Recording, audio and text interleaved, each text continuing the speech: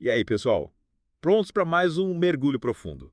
Dessa vez, vamos desvendar os mistérios do cérebro. Isso aí. A gente vai navegar pelo capítulo 1 do livro Princípios de Neurociências, quinta edição, do Eric Nandel. É tipo a bíblia da neurociência, sabe? Mas calma lá, antes que eles pensem que a gente vai ficar só na teoria. É verdade. Essa edição é de 2014 e a neurociência, bom, ela não para no tempo, né? Exato. O próprio livro fala que essa área está sempre evoluindo. Mas, e aí, por onde a gente começa essa aventura cerebral? Que tal a gente voltar lá no tempo? Tipo pré-história. O livro menciona uma escultura de cabeça de cavalo do Paleolítico, imagina, 30 mil anos atrás. Sério? E o que isso tem a ver com o cérebro? Bom, a escultura sugere que a galera daquela época já se interessava pelo que rolava dentro da nossa cabeça. Caramba. Então essa fascinação pelo cérebro não é de hoje, né? De jeito nenhum.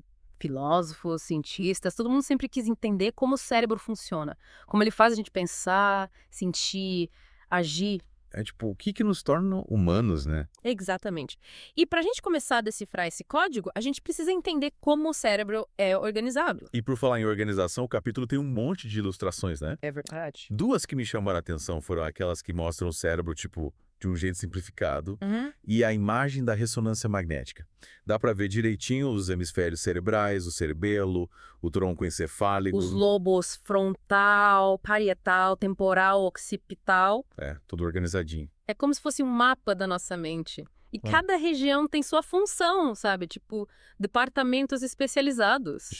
Por exemplo, a área de Broca e a área de Wernicke são super importantes para a linguagem. Sério. E o que acontece se elas forem lesionadas? Aí a pessoa pode ter dificuldade para falar ou entender o que os outros falam. Nossa, que complexo. E falando em complexidade, a gente não pode esquecer do neurônio, né? A célula nervosa que é a base de tudo. Ah, o neurônio. A ilustração do neurônio no livro é super detalhada, dá pra ver cada partezinha, os dendritos, o corpo celular, o axônio. A bainha de mielina, a sinapse. É tudo conectado. E essa rede toda funciona à base de sinais elétricos e químicos.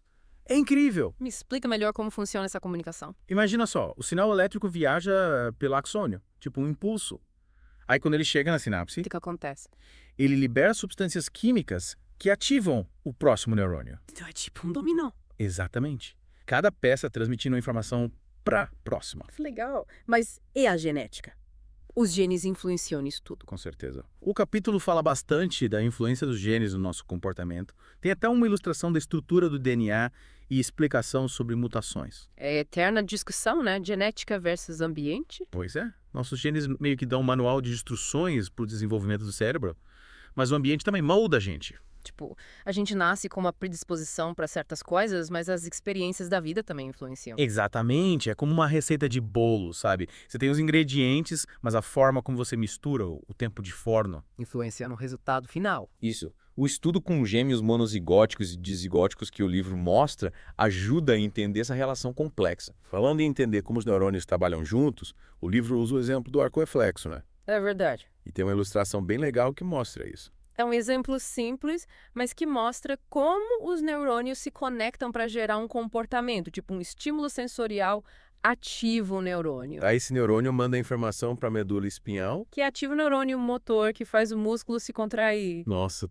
tudo isso em segundos. Frações de segundo. E o livro também fala da neuroplasticidade, né? Sim. A capacidade do cérebro de se modificar ao longo da vida. Essa é uma das descobertas mais importantes da neurociência. O cérebro não é estático e está sempre mudando, se adaptando. Então a gente pode aprender coisas novas a vida toda. Exatamente. E essa capacidade também ajuda na recuperação de lesões, por exemplo. Uau! É incrível como o cérebro é dinâmico, mas essa plasticidade tem limite. Boa pergunta. Essa é uma das questões que os neurocientistas ainda estão tentando responder. Mas o que a gente sabe é que a plasticidade diminui com a idade. Então a gente precisa estimular o cérebro desde cedo. É fundamental. Atividades desafiadoras, aprendizado constante, novas experiências, tudo isso ajuda a manter a plasticidade. Anotado. Mas e aí, o que mais a gente vai descobrir sobre o cérebro? Na próxima parte do nosso mergulho, a gente vai explorar as ferramentas que os cientistas usam para desvendar os segredos do cérebro. Que legal. Já tô curioso. E aí, pessoal? De volta para mais um mergulho no mundo da neurociência. Isso aí. Mergulho profundo, parte 2. É. A gente parou naquela parte da neuroplasticidade, lembra? A capacidade do cérebro de se transformar ao longo da vida. É ou não é incrível? Totalmente. Mas como será que os cientistas desvendam os mistérios de um órgão tão complexo, né? Pois é. E o capítulo 1 apresenta cada ferramenta, cada técnica. É verdade. Uma que me deixou de boca aberta foi a eletroencefalografia. O famoso EEG. Imagina só, registrar a atividade elétrica do cérebro através de elétrodos no couro cabeludo. É como se a gente pudesse escutar os neurônios conversando. Demais.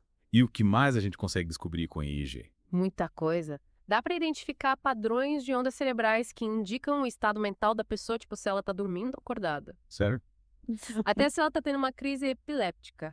É uma ferramenta essencial para diagnosticar e tratar várias condições neurológicas. E tem a magnetoencefalografia, né? A MEG. A MEG.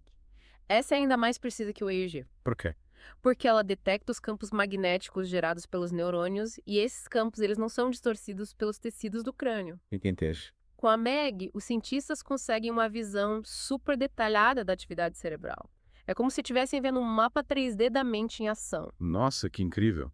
E falando em mapa 3D, a gente tem a tomografia computadorizada e a ressonância magnética, né? A TC e a ANM, ferramentas poderosas para visualizar a estrutura do cérebro. Com a TC, a gente vê o cérebro em fatias, tipo um pãozinho, né? Exatamente. Já a REM usa campos magnéticos e ondas de rádio para gerar imagens ainda mais detalhadas. E a EM funcional, a fMRI, essa mostra o cérebro em funcionamento, né? Isso mesmo. É. Com a fMRI, a gente vê quais áreas do cérebro estão ativas enquanto a pessoa faz alguma coisa. Tipo, resolvendo um problema de matemática. Ouvindo música, a gente consegue entender como as diferentes regiões do cérebro trabalham juntas. Fantástico.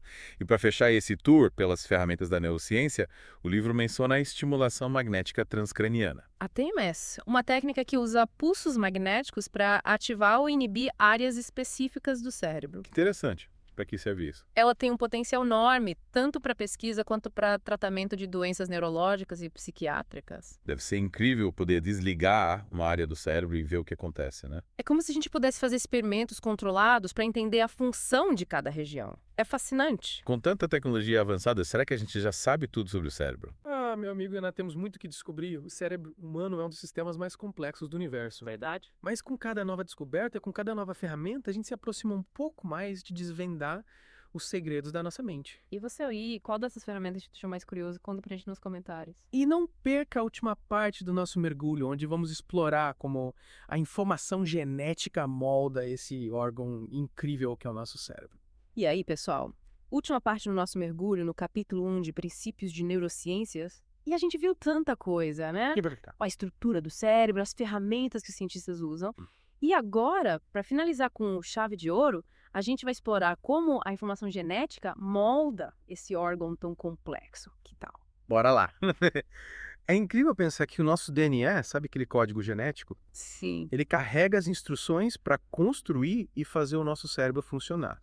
E o capítulo fala bastante de um conceito importante para entender essa relação, as mutações.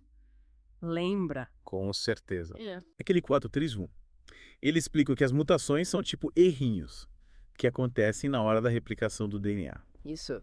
E esses errinhos podem ter consequências bem diferentes, né? O livro fala de vários tipos de mutação. Tem as mutações silenciosas que não causam nenhuma alteração. Tipo, passam batido? E tem as que causam efeitos sutis, como a cor dos olhos, a altura. Exato. Mas também tem as mutações que podem causar doenças, né? Ou até dar vantagens evolutivas. Interessante, né? E o livro fala que a maioria das mutações acontecem, tipo, do nada. Espontaneamente. Ah. É como se o DNA estivesse sempre mudando, criando novas variações genéticas. É um processo aleatório, mas fundamental para a evolução. Por quê?